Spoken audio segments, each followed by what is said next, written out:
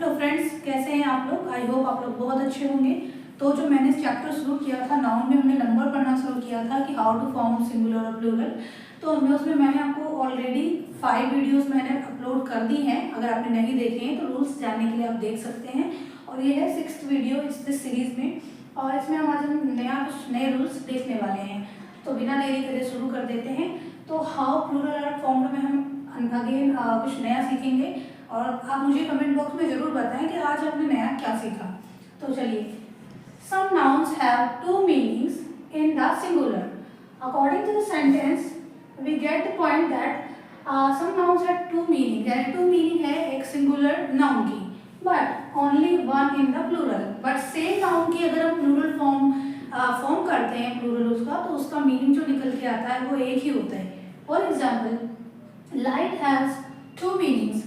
Light is a singular word. Okay, here I mentioned already it.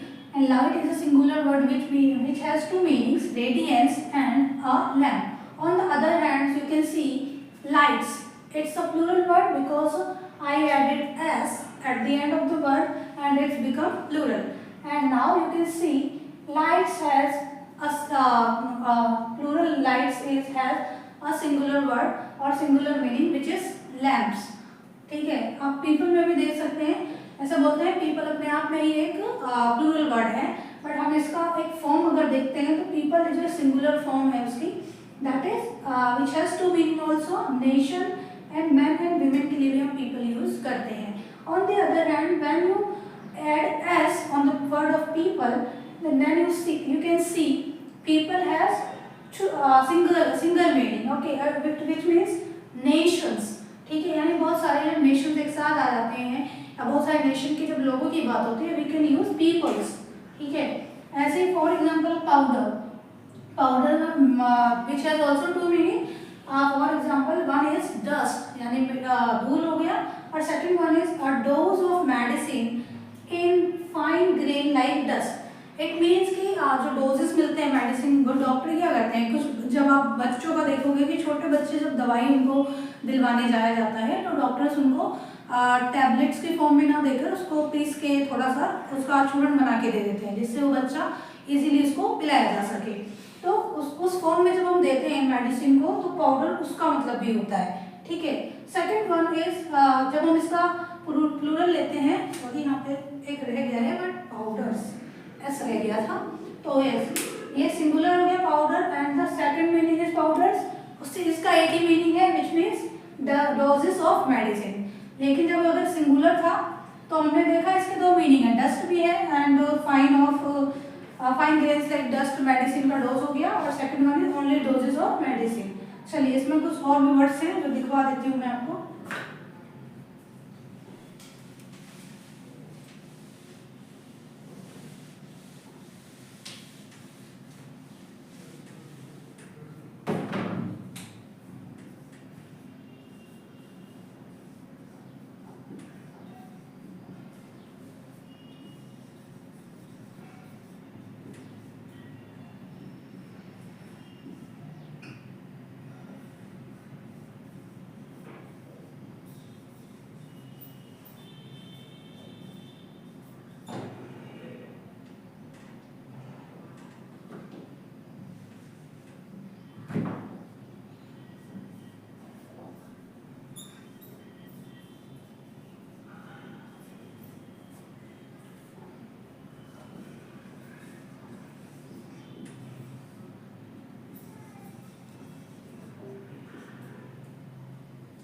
चलिए,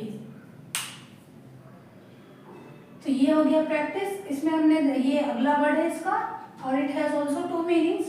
number one is habit, number second is exercise of a profession. ठीक है, किसी profession के लिए जो आप एक्सरसाइज कर रहे हैं, that is also a practice. And second, अगर हम इसका यहाँ पे एस लगा दूं तो इसका सिर्फ मतलब हो जाता है हैबिट। चलिए, ठीक है, आगे चलते हैं, और आगे मैं अब आपको नेक्स्ट पॉइंट समझाने वाली हूँ।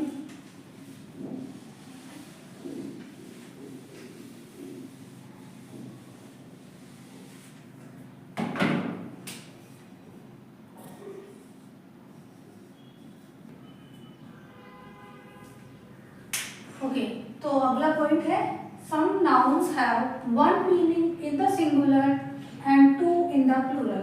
अब अभी हमने इससे जस्ट पहले सीखा था कि ऐसे नाउन जिनके सिंगुलर में तो एक ही मीनिंग होता है एंड प्लूरल में सॉरी उल्टा बोल दिया मैंने, सिंगुलर में 2 मीनिंग होते हैं, प्लूरल में 1 होते हैं। लेकिन अभी हम दूसरा पॉइंट देख रहे हैं, इसमें सिंगुलर में एक ही मीनिंग होगा एंड प्लूरल में 2 मीनिंग्स होंगे।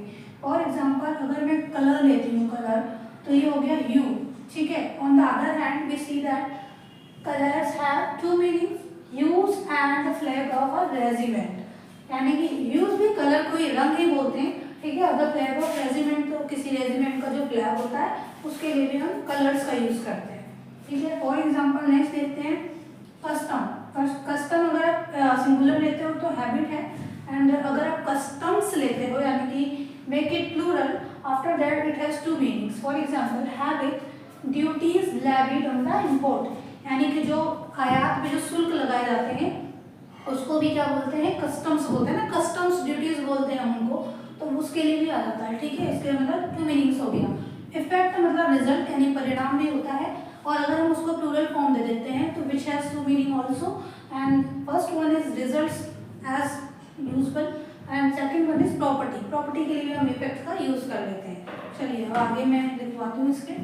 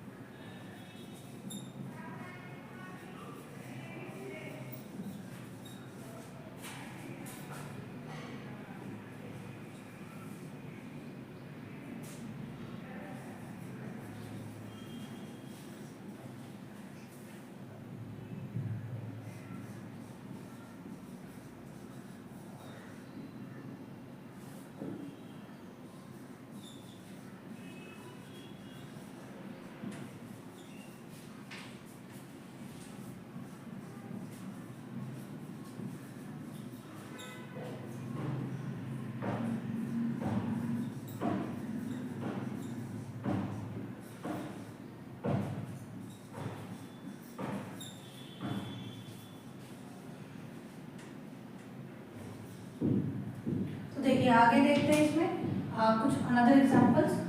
मैनर, मैनर अगर आप लिखते हो which means method. On the other hand when we make manners in plural form और we call it manners, then it has 2 meanings.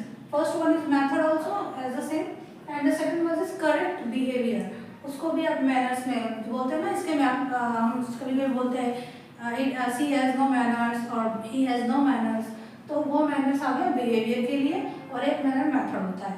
Second one है मॉरल, तो जो नैतिकता होती है उससे रिलेटेड है। तो मॉरल लेसन, एक तो मॉरल लेसन हो गया, वो भी सेम रहेगा जब हम इसको प्लूरल फॉर्म मॉरल्स बनाते हैं। और इसमें सेकंड आ जाता है कंडक्ट, यानी कि आचरण कैसा है, जैसे कोड ऑफ कंडक्ट होता है ना, तो उसके लिए आ गया। एंड नंबर आता है क्वांटिटी को शो करने के लिए कि किसी चीज़ की मात्रा कितनी है, और अगर नंबर्स कर देते हैं तो it has also 2 meanings. Number one is quantities and the second one is versus. अब वर्सेस क्या होता है, तो आप लिटरेचर में जैसे आपने हिंदी में कविता पढ़ी होंगी तो उनमें छंद दे रखे होते हैं, छंद बोलते हैं, तो वही वर्सेस है, ठीक है। चलिए आगे देखते हैं। आई होप आपको इस समझ में आ रहा होगा।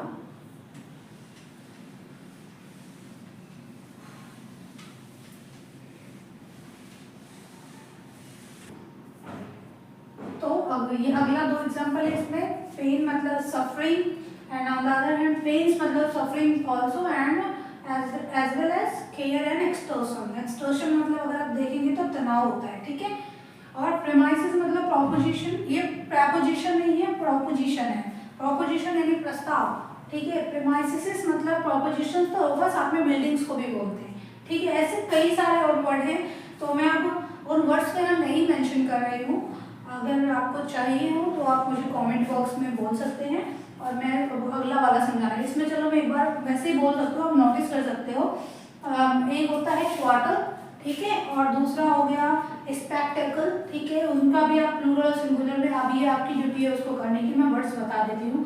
क्वार्टर, स्पेक्टेकल और letter, and fourth one is ground, ठीक है। ये 4 वर्ड बचे हैं, जो इसका आप सिंगुलर और प्लूरल निकालेंगे और उसका मीनिंग आप खुद लिखेंगे, और अगर चाहें तो आप कमेंट बॉक्स में भी लिख सकते हैं। चलिए तो इसको रब करते हैं और आगे बढ़ते हैं नेक्स्ट पॉइंट पर।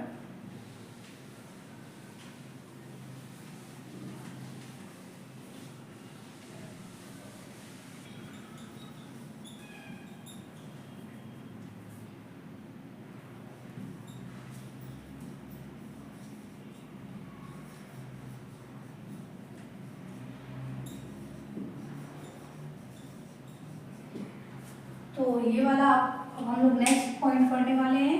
सम nouns have different meanings in the singular and the plural, यानी कि ऐसे भी कुछ नाउन हैं जिनके सिंगुलर में मीनिंग अलग होते हैं, लेकिन जब हम उसकी प्लूरल फॉर्म में मतलब बनाते हैं तो उसका मीनिंग चेंज हो जाता है। फॉर एग्जाम्पल एयर, अगर एयर है it means atmosphere.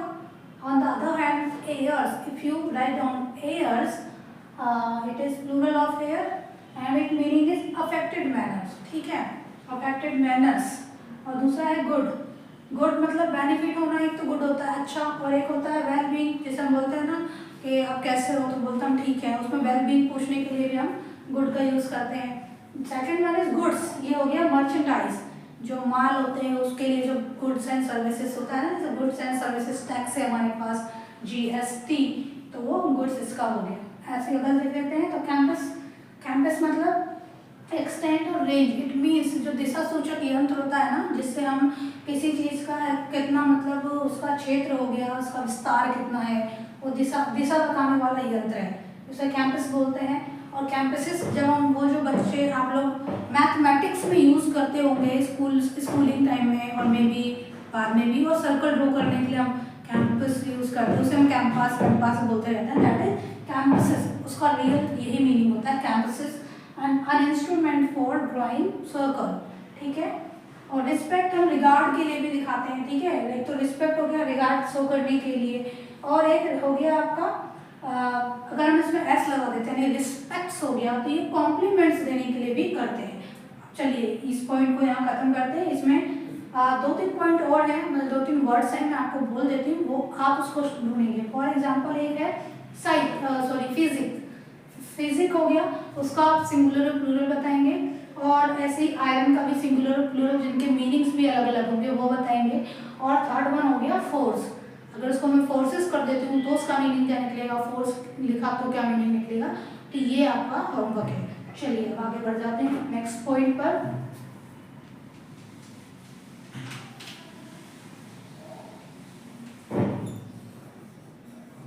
Head, 2 eyes,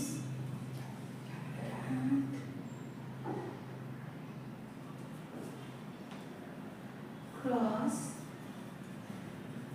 your teeth।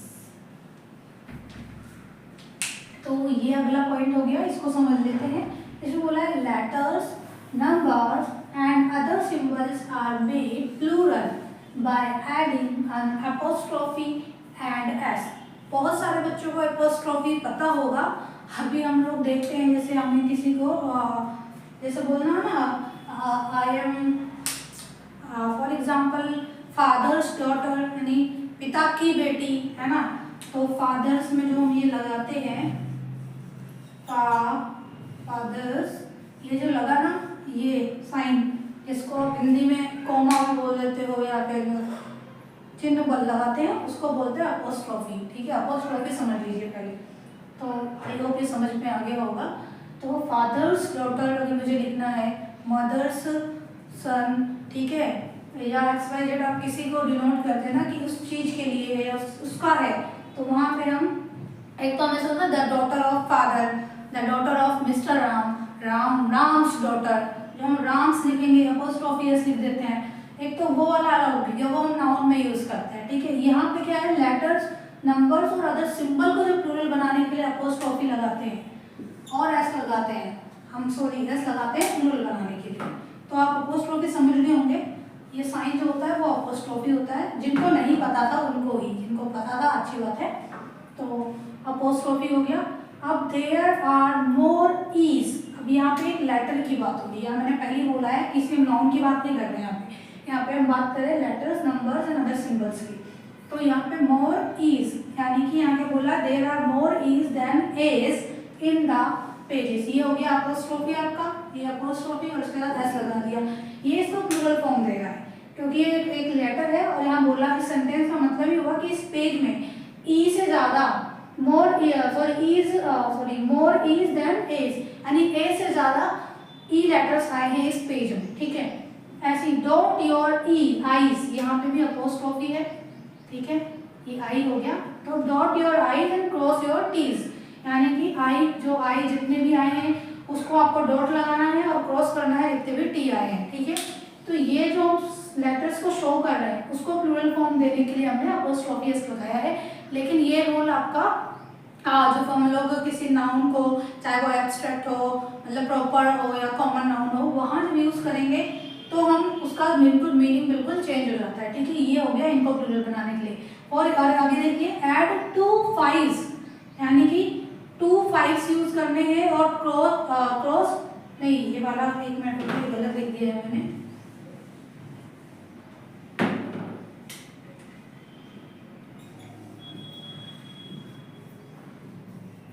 ये आपका नंबर को शो कर रहा है। ठीक है, ऐड करना है आपको 2 5s। ठीक है, 5 जो है 2 5s ऐड करने हैं और 4 2s ऐड करने हैं।